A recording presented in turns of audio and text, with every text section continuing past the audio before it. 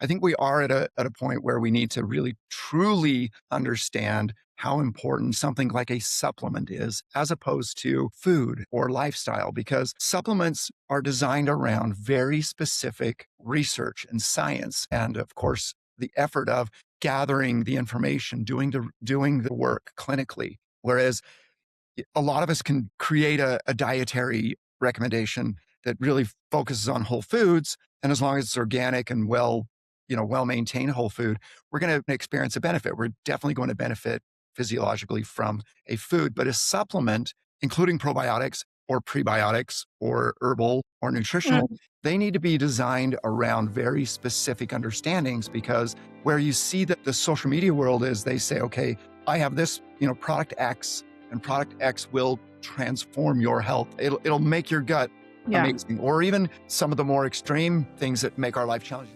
Welcome to the Resiliency Method, the truth about healing. I'm Dr. Erika, and we are here to uncover the root causes keeping you stuck. Together, we'll restore your energy, your focus, and your resiliency so you can finally heal, regenerate, and feel truly alive again.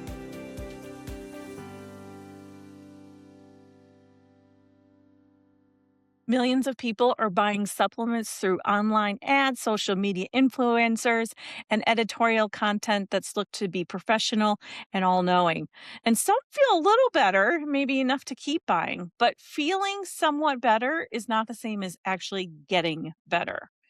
So there's an entirely different and a different tier of supplements in the world of supplements themselves that most consumers really never see a practitioner channel where formulations and standards, clinical research, and therapeutic intentionality actually operate at a completely different level.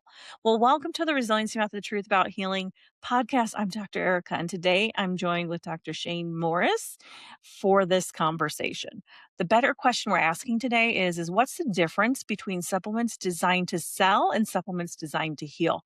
Together, we're going to break down the gut-brain axis, why your microbiome directly shapes mood, stress response, cognition through neurological, hormonal, immune, and metabolic pathways. We're also going to explore the holobiome of your entire microbial ecosystem. That includes viruses, bacteria, fungi, and even beneficial parasites, and why hunter-gatherer microbiomes are 14 times more complex than those in today's industrialized countries. And we're also unpacking how genetic testing reveals your predispositions, but your lifestyle choices determine whether those genes express or stay dormant. And certainly your toxicity levels do as well. So if you've ever thought about probiotics are basically the same, I want you to listen to this episode because it's going to challenge that idea and your current thinking. Join us. Something is happening in the supplement industry right now that we need to talk about because it's creating a problem that most people don't even know that they have. Millions of people are discovering supplements through online ads, social media, influencers, and advertorials that are designed to look like editorial content. And look, some of them feel like they're getting results, so that's great. A little more energy here, some bloating that settled down for a little while, enough to keep them buying and enough to keep them in an ecosystem. But here's the uncomfortable truth that doesn't make it into those ads. Feeling somewhat better is not the same as actually getting better. And in a world where the marketing has become so sophisticated, it's become genuinely difficult for the average consumer and sometimes even the average clinician to tell the difference between a product that is therapeutically sound and one that is simply well positioned. The supplement industry is largely unregulated in its claims, and the barrier to launching a product is remarkably low. And the gap between what's being sold online and what's actually being validated scientifically and clinically is in many cases vast. People are self-navigating one of the most complex biological systems on the planet, their own body, and they're armed with a targeted ad and a 5-star review section. That's a problem, and it's a quiet one because the harm is often not dramatic. It's the missed opportunity, and it's the year spent on something that was never going to move the needle in any significant or meaningful way. Here's what makes that even more striking. There is an entirely different tier of the supplement world that most consumers never see, a practitioner channel where formulation standards, clinical research, and therapeutic intentionality operate at a completely different level. Healthcare providers, physicians, functional medicine practitioners, and integrative clinicians have access to products that were never built for a shopping cart. And they were built for outcomes, dosed and sequenced with precision, and designed to work within a clinical framework, not a marketing one. That distinction really matters enormously, and no one is better positioned to speak to it than my guest today. Dr. Shayne Morris holds a PhD and he's a certified nutrition specialist and brings the strategic mind of an MBA to one of the most complex and exciting frontiers in modern medicine, the microbiome. As the CEO of Systemic Formulas and Alimentum Labs, companies he's led this company since 1980, and Dr. Morris has spent his career doing the hard, unglamorous, deeply important work of building practitioner grade formulations that healthcare providers can actually stand behind and get results with. While the consumer market was busy chasing trends, Dr. Morris was pioneering methods for cultivating beneficial microbes and developing products built on the kind of scientific rigor that doesn't fit neatly into an Instagram caption. What he represents is something that the wellness world desperately needs more of, a clear line between products that are marketed and products that are actually validated, between supplements designed to sell and supplements designed to heal. Today, we're going deep into the microbiome, the gut brain axis, and what it means for mental and neurological health, the full spectrum holobiotic ecosystem, and the overlooked link between your microbiome and your stress response, and the frontier of epigenetics. Woo, we got a lot to cover. These are nuanced, important conversations and the kind that get lost in the noise of the consumer market, but thrive in the hands of clinicians who know how to use them. All right. So with me today is Dr. Shayne Morris. Welcome to the show. I think you have what to say is exactly what this industry needs to hear right now. So take it away. Let's talk about this topic here. What are some of your thoughts being in the thick of the research field? And I know you've just spent, I just know the icing or the tip of it probably, and the hours you spend in a lab actually working on products. So start us off there and tell us some about some of your experience with that. Yeah. It's interesting because it's a pleasure to be here. And I think it is fascinating to understand how our body works and how the microbiome works and how we can leverage this reality of getting back to health. And you mentioned all this Yeah. explosion of information and social media and of course new companies. And this is a particular, I think we are at a point where we need to really truly understand how important something like a supplement is as opposed to food or lifestyle, because supplements Mhm. are designed around very specific research and science. And of course, the effort of gathering the information, doing the work clinically. Whereas a lot of us can create a dietary recommendation that really focuses on whole foods. And as long as it's organic and well maintained whole food, we're going to experience a benefit. We're definitely going to benefit physiologically from a food, but a supplement, including probiotics or prebiotics or herbal or nutritional, Mm. they need to be designed around very specific understandings, because where you see the social media world is they say, okay, I have this, product X, and product X will transform your health. It'll make your gut Yeah. amazing. Or even some of the more extreme things that make our life challenging. They say if you do these three things, you will no longer have IBS, right? Irritable bowel syndrome. And that Right. simply isn't Right.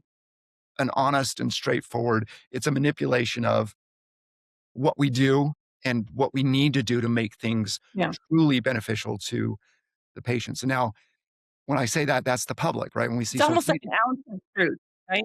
Yes. I There's mean, always a little ounce of truth in it, in it everything that's said. It's like there's a tiny bit that's true, but it's not really fully true, right? that's that's a really To your point. important point. If you layer the sensational issues around some nugget of truth, then you have this buy-in effect where people are, that They can look up Mhm. something and say, well, there's truth to that. So the rest of the story must also be true. And the reality is it Mhm. doesn't have to be. And in many instances, it isn't. Yeah. There's never single, Mhm. every time I look at this, and now, as you mentioned, it's exciting to get people to be more interested in the wellness journey and the health. And that's going to have a trickle down effect generationally. However, Right. uh, we we must be careful about how we do it and how we create not only products, but the messaging and the education around these types of products as well as protocols. I mean, how many times have we seen, Right. you can detox in 3 days? Well, again, simply not Right. possible, right? So we need to do Mhm. it right. And we need to push back against this narrative that tries to make everything simple and everything instantaneous, right? Instant health, instant gratification. Right. No, it takes Right. a long time. We've had many cases in our world where, type 2 diabetes for 10 years, having it for 10 years can take 2 years to reverse, 2 years to get back to a place where your body is now functioning properly. 2 years is a long time for Correct. Yeah. some people. They want it now. Right. And so that's where clinicians come in. Yeah. Clinicians can navigate a lot of this through their authority and their education and their background and wisdom. And that's why we thrive in this particular niche of our industry where we like to want to have clinicians in the middle of this story. Because as we tell the story Yeah. and as we try to get the messages out there for how a supplement works, why we do the research, why we have varying outcomes. Not everybody responds the same to every supplement. Again, that's why you don't say, Mhm. take N-acetylcysteine to solve all your problems. No, that's not absolutely true. Some people Right. will respond, some people Right. won't. We see the same thing in the probiotic world. Take these probiotics and your gut will feel better. No, that's not how it works. And we often see Mhm. people losing faith in our world because they follow those recommendations. They don't work. And then they're lost to us as a potential person to get better. They try, they fail, Yes. quit. And a Yeah. clinician can mitigate those outcomes and say, wait, let's look at you more personally. Let's look at your choices. And we have invested a lot of research, Let's as you organize mentioned, things into a process. Yeah. a Mhm. process. We're looking for the full body system to change, not just simply a symptom. You bring up a very important point. When you're working with a practitioner, oftentimes you're going at trying to facilitate a healing response inside the body. When you're buying a product just off of online, you're typically going after a symptom. Albeit you might get a result for a little while in addressing that symptom, the body's smart, it's intelligent, it usually needs to go deeper than just getting, at a symptom level, and that's where healing comes in and actually working with a clinician, putting it in organized fashion, but that takes time too because we only turn over cells, every 90 days, so we have to keep on facilitating that process of healing, right? Indeed. And So, very that's important, yeah, thank you for your and that's precisely why we yeah, endeavored to understand the microbiome, right? This right. organ that is now a collection, it's an ecosystem of trillions of microbes, 1,000 varieties. So you can think of it as a coral reef or a rainforest. It's a very dynamic system. And the reason we became Right, right. so passionate about it is because of that. Awesome. And I know that one of the areas where you guys have made a lot of progress and where it really fits in what we're seeing, societal in our society today is the deterioration of mental health. And, I know in the respect to, we inside the resiliency method are advancing neurological health and function as well. For practitioners that are familiar with this area, for example, test over 100 new reflex zones beyond where conventional testing has gone. And so we're analyzing the body in a much deeper left. And in the Alimentum Labs systemic formulas products are essential to us in terms of how we do that, which is one of the reasons, obviously, I wanted to have you on. But I also would like to explore with you just that connection between the gut and the brain. Dr. Shayne, like most people think of the gut and the brain as completely separate systems. What was the moment or research that made you realize how deeply connected they actually are? And what does that mean for how we approach mental health treatment, do you think, today? Yeah, it is certainly a driver of our passion into the microbiome, among others. It's central to so many functions, but if we focus on the gut-brain axis, which is what we call it, the gut microbes and Mhm. the research is coming out daily.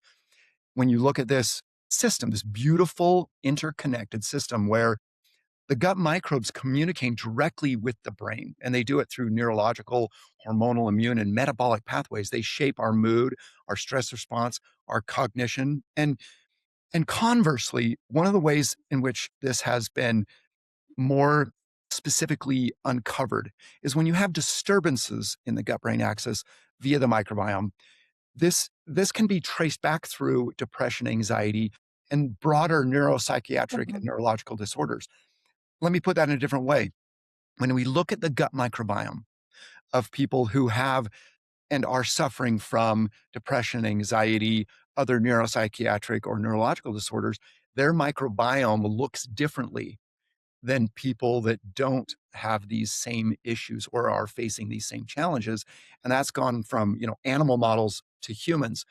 Therefore, you can start to see how we can dig into that, do the more deep of root cause analysis, for example, and say, why are these things different? And then we've learned through the process that it's a bidirectional relationship. So if someone goes through a Mhm. traumatic experience that impacts their brain, it could be something like divorce or loss of a person, that traumatic stress can change the microbiome, which means that the way your brain is behaving can alter the microbiome in a negative way. Conversely, if your microbiome is altered by your diet or your ability to, build up a very diverse microbiome, a healthy microbiome, it will Yeah. dysregulate the brain because the microbiome, through its communication that I just mentioned, it uses the endocrine system. It manufactures, it triggers immune responses, it triggers neurotransmitters, cytokines, things like serotonin and dopamine and acetylcholine. It actually is the generator of these things that send the message to your brain. So it regulates our mood and our cognitive, and it's intertwined into our endocrine system, immune, metabolic, and our circadian. So, Well, how uh, does the vagus nerve tie into that too? yeah, so Can you expand on that? I can because, and I want to point out because you made a point that I really want to emphasize for your listeners and for clinicians at large. We always think of the microbiome and probiotics and prebiotics as a gut centric healing tool. This Mhm. You idea do. of the gut brain axis, we need to broaden the scope. The gut is central to our health, but it's not just because of the health of our gut, it's because the microbiome is controlling many aspects of our other organs. It's way greater, it's way more magnificent at affecting things like the brain. And one of the ways in which it does that is this beautiful, it's the second largest bundle of nerves in our body next to the main spinal cord, and that is the vagal nerve, where it reaches deep into the Mhm. brain. And as it extends out into our body, it actually touches every organ in the essentially your thoracic region. So all your intestines, heart, liver, lungs, etc. And it's sensing what's going on in all these areas. And one of the really fascinating things about it is those areas tend to be populated by a microbiome. So when you think of, yes, our stomach, our small intestine, our large intestine clearly have a microbiome, but oftentimes people don't think of the microbiome that exists in our lungs, in our oral cavity, our throat, Mhm. and so on. So these are all Right. sending signals to your brain and vice versa Right. coming from our microbiome. So there's this constant communication and sensing. So when you eat, your microbiome sends signals to your brain saying, I've got a lot of sugar coming up, protein, here's what I'm going to do. What about the bile acids and so on? And when we break that through our choices and through our various exposures, that brokenness starts changing the way our brain is receiving signals. And that can be, it's diabolical. It can be very disruptive to our lives. And we have not considered that organ enough. So that's why we've really focused our energy on how the microbiome works and how by changing it, it's going to change the way we perceive and achieve health and longevity. Are you tired of treatments, protocols, and gurus who promise results but don't deliver? You're not alone. For years, I struggled with my own long term illness, and I know how frustrating it feels when nothing seems to work. That's why I developed the Resiliency method. It's a science backed approach to combining the best of Western and ancient medicines to restore your body's natural intelligence. Patient after patient has discovered what's possible, living stronger, brighter, and more spiritually connected than ever before. Whether you're facing autoimmune issues, hormonal imbalances, weight struggles, or just feeling stuck, you don't need another quick fix. You need a clear path forward. Take the first step with a discovery call at drerikaonline.com/discovery. That's DRERIKA online.com/discovery. Or dive deeper with a full initial consultation at drerikaonline.com/initial-consultation, because your health, your clarity, and your freedom cannot wait.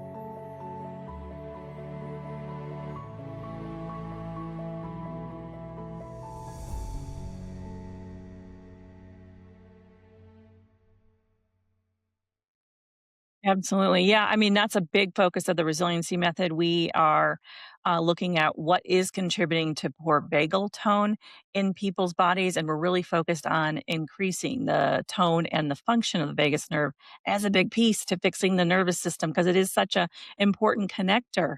But I want to go even into a little bit more on the microbiome, a little bit more depth. You Okay. know, most people have heard of the term microbiome, pretty common these days, but you talks about something even more broad, and that's the holobiome. Can you break that ecosystem down for us, actually tell us what it means and why that matters clinically, that distinction matters? Yes. And it's again, it's an emerging science. So, it's fun to say, oh, you're on the cutting edge, but truly it isn't just exciting. It's something that has deep rooted historical, right? Our ancestors intuitively maintain their holobiome. And what the holobiome is, that is your entire ecosystem and your relationship to that ecosystem regarding your genetics. So all of your cells have a Yeah. genetic profile and that interacts with each cell, but it also interacts with the microbes. And it's not simply bacteria. We think of probiotics and bacteria, but we have viruses, we have Uh-huh. fungi, we have a virus group called phages, and we also have relationships with many parasites, believe it or not, that are beneficial. Not all Mhm. parasites are Mhm. pathogenic. Mhm. This whole ecosystem, and it's everywhere. We have an ecosystem on our skin that varies in its nature, like the planet. There's dry spots like deserts and moist spots like the armpits and the groin. They encompass an entirely different group of fungi, which are the yeasts and molds, viruses, bacteria. And then we have our lungs, our mouth, our nose, our eyes, urogenital, especially in women. Each and every one of these ecosystems, as it relates to our body, our genetics, is called the holobiome.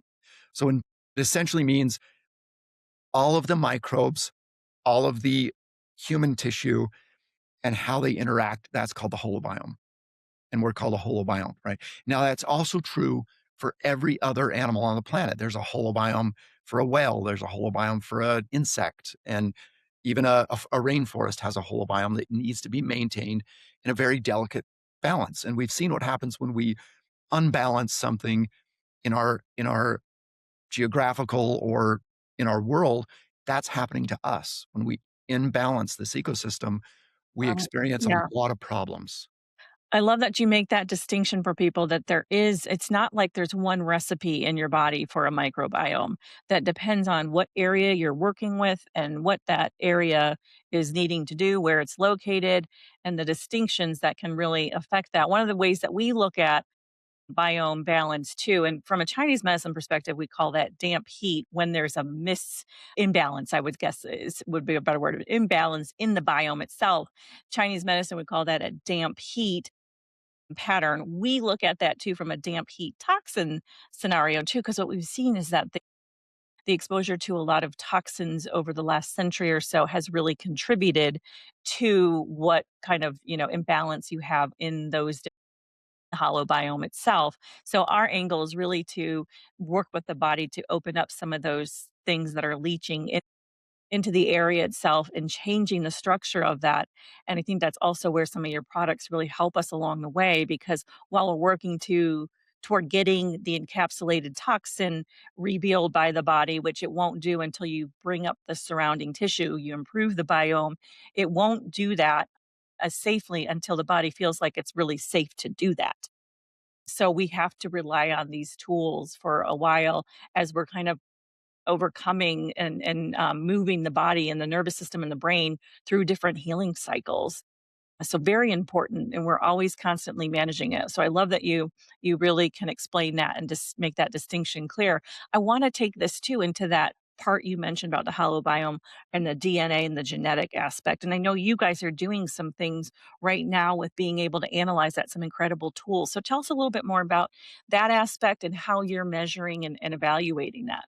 Yeah. I mean, there's two things that I want to use to maybe explain and describe the importance of this holobiome concept. So take detox, for example. One of the things that led us down this path back in 2009 was this idea of nutrigenetics, nutrigenomics, and we saw how individual genetic profiles, even when you look at twin studies, right? Identical twins, they're genetically identical until you start looking at these, what we call single nucleotide polymorphisms. And they impact how our body responds to our environment, for example, or food, or even how we attract certain microbes in our microbiome. And let's say, using detox as an example, because I'm hoping that most people can relate to this, is your body Mhm, has genetic capacity to detoxify, right? Through the liver, kidney, skin, all these detox mhm, pathways we speak to. mhm, And yet many mhm, people just can't keep up. And there are genetics that can impact your ability to keep up with what you're being exposed to. And we've seen that over the course of our, greater exposures and our use of chemicals and plastics and pesticides and herbicides and so on, right? mhm, It's putting quite a large demand. However, one of the more dynamic and plastic ways in a good way, plastic, is to combat this is through the microbial ecosystem because your microbes can adapt readily in a short period of time, in weeks, to a toxin, whereas the body takes years, maybe even generations to adapt to the same types of threats. And mhm, that's one of the reasons our microbiome mhm, is so essential is it has millions of more genes than we do that can deal with antigens, it can deal with toxins, it can deal with heavy metals. And this is why when we were looking at that particular aspect. And it's also why you mentioned that it's never a simple story. We have multiple probiotics and prebiotics. So again, that's why a clinician is important in this intervention piece is because we have enough that it becomes complicated fairly quickly. That's because you can't simply take a probiotic to two organisms and expect your body to create a diversity that you need. We've lost our diversity. We've lost right, our ability to yeah, handle threats through our microbiome. It's a canary. It dies yeah, before you do. You can go yep, years without yep, developing severe issues with these chronic diseases, but your microbiome suffers daily.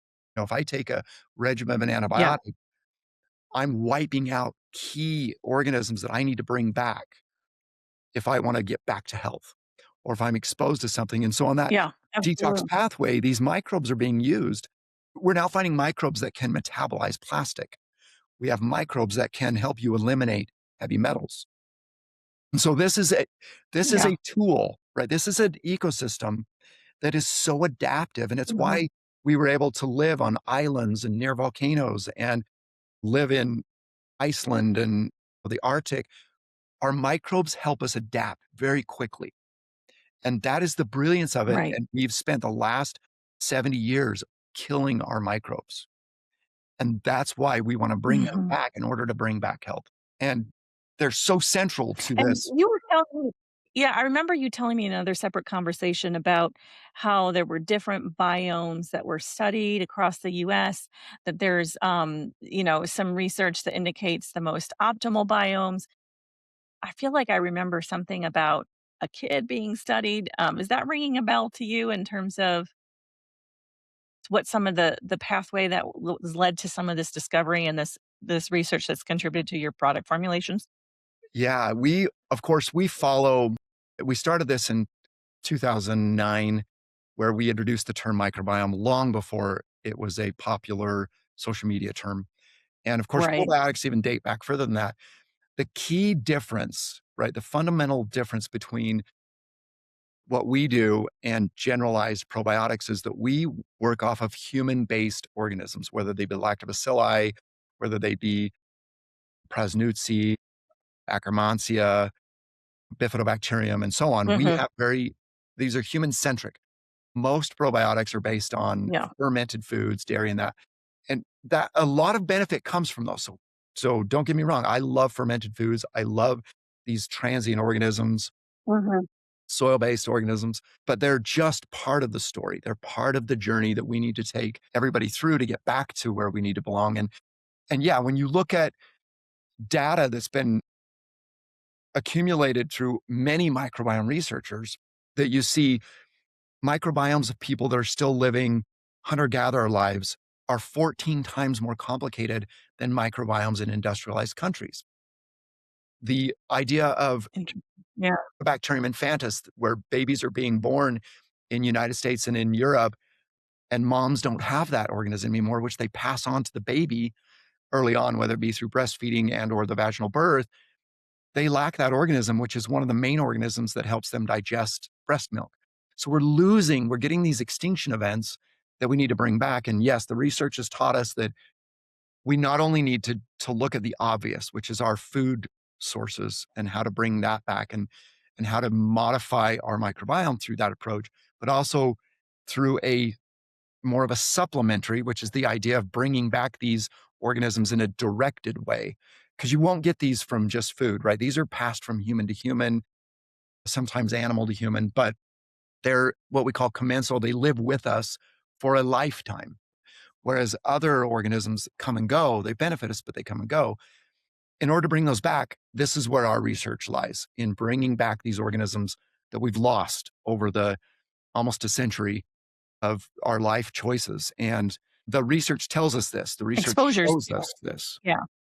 Okay, Shane, Dr. Shane. So I want to go into actionable levers that someone could pull off today. Diet, lifestyle, targeted supplementation. And also I want to talk to you a little bit about before we conclude just the specific tests that you're using inside of your company to understand that relationship to genetics and the biome itself. Can you tell us a little bit more about that Yes. specific test Yeah. itself? Thanks. Yeah. So one of the things that we offer is we offer genetic testing, and it's what we call a whole genome sequencing. So you can really look at the big picture. You see a lot of like methylation and other things, but we really want the big picture testing. There's over 1,500 single nucleotide polymorphisms. I'm not going to get into that, but what that allows us to do is to look across the entire genome and say, how are your detox pathways? How are your hormone pathways? How are your neurological pathways? What kinds of metabolic issues may you have? How do your responses to food or to particular, antigens and so on? It gives us a baseline. Now, I want to remind everybody that your Yeah. genetic background is a predisposition. It's not your future. You can modify your future in order to keep your genes functioning properly. And probably the most important one is, or the Thank you most for saying that. known one is That's an methylation. important distinction. Yeah, it's a distinction that we can Yeah. Yeah. you have these are genetics that you've been given by your parents, and it doesn't mean it's a fate for you. It just means that now that you know Mhm. what choices to make, you can make those choices and lean into your genetics and make it work for you, not against you. ApoE, right? There's the Right. ApoE4 gene. If you have two copies of this mutation, you have a much greater risk of early Alzheimer's onset. But you can Mhm. mitigate this early onset through your lifestyle choices, through your behaviors, through your exercise, to with the knowledge that your genetics aren't working for you in that capacity, but your lifestyle can. And you can alter the trajectory of your health, right? You can, you're empowered to do something about it. So that's the genetic test that Love empowers it. you to do that. Even maybe when you get them, I know people get them and so, oh my goodness, I'm worried about all these things. Take that fear and channel that into activity, into Yeah. challenges, into good behavior, In action. Yeah. actionable genetics. So absolutely. And then we're currently in the R&D process. We're doing some R&D tests on microbiome testing, right? The first one is stool testing, where we want to incorporate microbiome patterns to complement the genetic patterns. So if we see that you have predispositions to metabolic issues, and we look at your microbiome and the dysbiosis leads you to a high metabolizer of calories, which is going to add weight to you. Now you've got double jeopardy. We need to fix the microbiome and fix the genetics because you're going to be struggling metabolically because you're not producing GLP-1. The microbiome helps you produce GLP-1. We know that if you can't Yeah. metabolize fiber, Absolutely. but that's another key issue about the complexity of this microbiome and the probiotics and prebiotics is some people say, oh, take this probiotic and take this prebiotic, this fiber. And the person says, no, I feel horrible. I'm bloating, I'm cramping. That's because if you don't Mhm. have the proper microbiome, fiber is very disruptive to your existing dysbiotic one. And you bloat, you cramp, you have diarrhea, you're miserable. Yeah. You get your microbiome Yeah. shifted, Yeah. you shift the type of fibers you're taking, and you alternate and you diversify. Next thing you know, 6 months later, you're eating beautiful meals, you're having no responses, your blood sugars are in line, your stamina, your cognitive, you start to see these changes globally. Yeah. But we have to have clinicians drive that home. And that's why we entrust our business to clinicians for that exact reason. Yeah. That's great. Bring us full circle. Yeah. I think it's important to people. Sometimes people don't want to know about their genes because they miss that point Yeah. that, this is really a tool that you want to use to really empower yourself and have knowledge so that you're not necessarily avoiding what might be the elephant in the room. And then, yes, back to your point, absolutely. With clinicians, the biome is so specific to each individual. The ability for a clinician to actually be able to help you isolate that is also key. And I know in your formulations, how many different biomic formulations do you have Yeah, and in I have your some more coming, but right current now I have, pipeline? let's see, 7 biomic formulas, and remember, I partner those with a prebiotic every time. From our perspective, when Yeah. a clinician is talking to us, we say, "Please take the superfood along with the biome," because that feeds the biome. If you do one without the other, there are some benefits, but they're not amplified through the use of both, and that's Got it. really part of our journey in learning this about humans and about our biome. We saw how to grow the biome, a healthy biome, and it took very specific nutrients that you wouldn't suspect. There are herbs in the world that Yeah. promote biome. There are nutrients that promote biome, and this is really our Yeah. intellectual nuggets of fun is we've learned how all these amazing little nuances about the microbiome that were part of our journey, and that's what we're dealing with is it's not simply just do this, you're gonna be fine. No, it's much more complicated, but we Yeah. try to simplify it. Absolutely. So, what do you think, Dr. Shane, is a better question that listeners could ask themselves about this particular topic or their health in general? What would you say to that? I would say that when it comes to your health, that is the greatest investment you can ever make, right? There's this saying that you can have a million dreams in your life, but when you're not well, you have one dream, and that's to be well. So the Yeah, question I that's would true. say is to look at your health journey. And the better question is, how do I get from where I'm at to where I want to be I don't need it to be overnight. I recognize it's going to take a lot of work. I recognize it's going to be transformative, and I can pass that knowledge on to my generations below me, my kids, my grandkids. That's the Love question. that. Ask how to get Yeah. there, not how simple can you make it. It's going to be tough. Oh, I love that. Yeah. Yeah, do the work, and Yeah. it's a generational payoff. I love that. Yeah, absolutely. Thank you so much for joining us today, Dr. Shayne. You have a wealth of knowledge. We'll have you back on to delve even deeper into specific topics of the future. Sure appreciate your time today. Thank you so Appreciate much. it. It's been fun. Thank you. Thanks for tuning into the Resiliency Method, the Truth About Healing podcast. If this episode spoke to you, follow, share, and leave us a review. Are you ready to go deeper? Book your discovery call now at drerikaonline.com/discovery and take your first step today.